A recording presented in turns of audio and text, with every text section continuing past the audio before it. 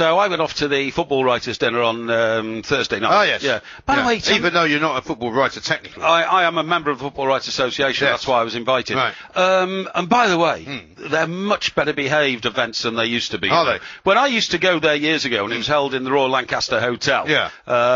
It was. You used to get there about 2 hours before the reception actually started. Right. And some people had been on the turf since lunchtime. Yeah. You know, that's the way people. They take the day off. Yeah, they take the day off. That's the way they'd behaved in those days. And they would turn up at the Royal Lancaster, you know, being propped up by friends and all kind of stuff. Yeah. And they were so glad when they slumped down into their chair at the dinner table, but then fell asleep in their soup and all that kind of stuff. Yeah. It's not like that at all anymore. A bit more corporate now. It's more corporate. Now, it moved to is it the Landman? What's it called? Not the Landmark. The Landmark, that's right, yeah. So the Landmark. So we go there, and it's a very sophisticated hotel. And we're up on the first floor at the reception. Yeah. Now, in the old days, the cheap wine and champagne in the reception was free. Yeah. But this is £7 a glass now. £7 a glass? Yes, what, yes. for wine?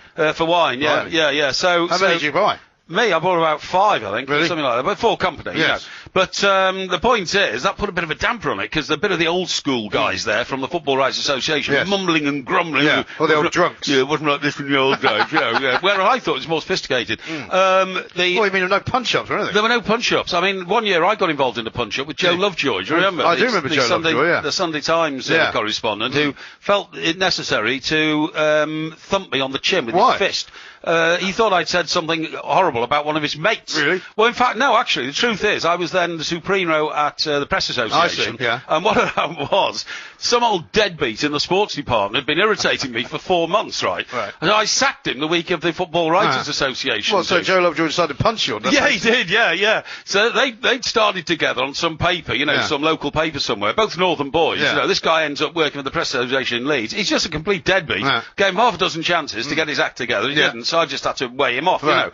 So I got down there, and Joe, who, you know, like, he reported you to Joe and said this. It was a bit sneaky, because he started having words with me. I had words back with him. He said, "Should we sort this out outside?" Yeah. And then I'm not experienced at getting into punch-ups. So no, I thought you were. No. So I said, yes, okay. But as we walked towards the exit, Joe punched me in the face before we got there.